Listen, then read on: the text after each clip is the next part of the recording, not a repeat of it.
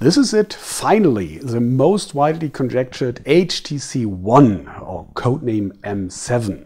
And this picture you might have seen in the internet in the last days, but the front isn't the whole story. I think the back is much more interesting, as you can see right now, because it's made of aluminium. It's totally unibody aluminium, and the surface is a little bit rough, but nevertheless it's warm and tender, and it gives the finger a very good grip.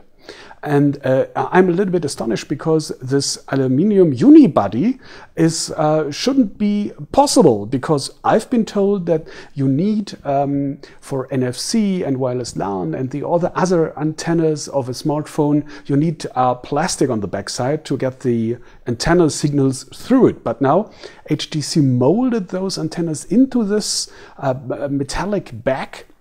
And in addition to this, you might see these two lines that look like over here and down there, look like design elements, and they're embedded extremely well.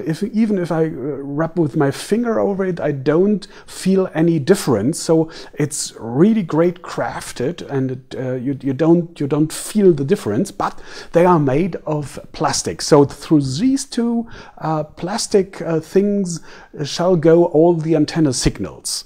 So I've been told by HTC. I don't know if it works in the praxis, because if there's a grip of death like on the iPhone 5, there we have a problem, but I can test it over here. But from the standpoint of design, it looks very great.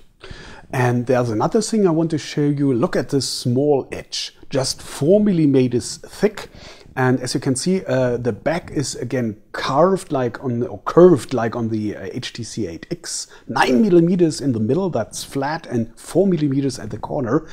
And this 4 millimeters is what you feel and what you see, and so it's lying great in the palm, and you think it's much more slighter, but nevertheless it's a good grip and it feels great, and nevertheless it's a solid aluminium, so it's really great crafted. And look at those edges over here, front and back. They are carved like on the iPhone 5, but I hope it's much more solid than over there that HTC has learned from Apple concerning this. And this volume over here, it's totally embedded. You even don't feel it, but it looks great. And again, this is a headphone jack, and on the other side you have a USB slot. And this one you will need, because as you might remember, you can't remove the battery. That's a point. So this is the first, and here you can plug on a USB stick, and then you can download some data, because you don't have a SD slot either. So you have to stay with that 16 gigabyte internal memory. So that leaves about, I guess, 12 memories free of that. But with the USB stick, you can really download some data. Maybe when you're in vacation, you just need to plug on an adapter cable. And this over here, this is the on-off standby, and you don't even feel it again, because it's embedded great. And there's a special trick, because it's a infrared port. Yeah, no kidding. Infrared is coming back to the smartphone, as you might remember from the older phones, where there was no NFC and wireless LAN and Bluetooth. You used it for data, but now this one is for you use the smartphone as a remote control. You can control your video, your hi-fi, your stereo and Bluetooth player and whatever. And like on those universal remotes, you have a app on it pre-installed, and you can choose your TV set and your other equipment and combine it to composed programs, so that you can with one fingertip get control different devices. So I guess the smartphone is removing those remote controls from the market as the next thing. And as you can see, we have a totally new lock screen. If I push this up, there comes the blink feed. And this looks a little bit like Windows Phone, as you might remember, with those tiles. But this is not static. This is, and look at this great animation, by the way. And these tiles are dynamic. So this is news stuff. You can see here like DPA. So you have different sources for your information, Facebook of course, and Twitter, and whatever you want to. And these are coming in over here, and if you click one, you can read the text and go to the final destination web page over here. And so newer are coming on the top, and this is sliding down, and you can actualize manually this stream, and that are coming new up and the others are scrolling down. And so you have a totally different blink stream feed over here every time you look at it for the quick news check. And of course you have your regular home screens as you know it, but as you can see it's totally empty because you don't need it anymore. But if you want to, you can plug your or place your widgets on it and your shortcuts and whatever as you are used it. But normally you will go to that screen and have the information you need for newsfeed. And all the other things you will need, you will find in the manual, in the menu over here, like you can, like you know it. You have over here that alphabetical screen sort order, and you're scrolling vertically like on the older Androids. But you also can choose your own configuration, that you can drag and drop the icons as you want it, and especially you can create folders like you know it from the home screen before. So just drag and drop one item just on the other, and you have a new file, a new folder, sorry for that. And if you want to make it back, just remove it again and the folder is gone, just as you know it like from the home screens. So that's what I told you, you don't need the home screens anymore, because you do those things just in the menu.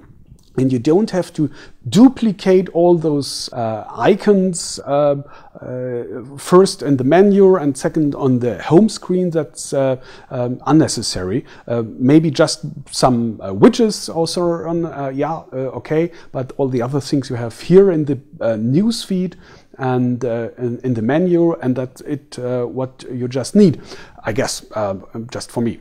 And as you can see, we have just two buttons down here, this back and this home button. And if you want to go to the recent apps, it is over here with a double click. And as you can see, it's also a little bit looking like BlackBerry 10 with those tiny things. You can just swap it out to close it, and from the top you have your, just like you know it from Android, your settings and your quick icons. Sorry, don't know the English term, but you know what I mean. So it's Android as you know it. You can use it as you know it, but you have in addition those new features from HTC, and so you just imagine how a Sense 5 would have looked like. So that's a better way, I guess. And the next thing I want to show you is this photo over here, because as you might have heard, it's a full HD screen. So you have 1920 by 1080 pixels. And as you might know, there's another device, smartphone with full HD, and this is this one over here, the Sony Xperia Z. So, okay, we have here both have a full HD screen, but 5 megapixels. And let me first show you another picture over here. I don't have the same one, so you can compare the sizes of the screens. 5 inches on the Xperia Z and 4.7 on the HTC One.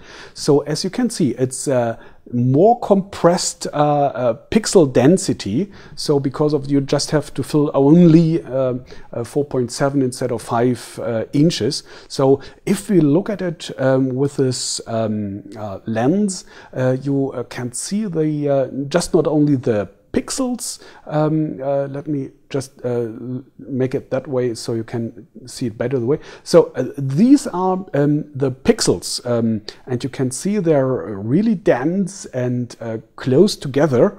And let me just, I hope you can see it a little bit better. Yeah, here we go. Okay, now you can see the subpixels, the red, green, and blue subpixels that produce that single pixel, and they are really close to each other. But if you look at the same thing to the Xperia Z, you can see they are really, really close, the subpixels too, but with a little bit more space in between. So this is, okay, don't mind, but you know what I mean, and we don't want to talk about the Xperia Z, but of the HTC One, but you know what I mean. It's a really sharp image that's produced over here, 468 ppi, so it's it's the highest pixel density you can find on the market. And I'm going a little bit closer though, so that you can see really sharp and brilliant contrast and really good to read, and that's really fun to use that display.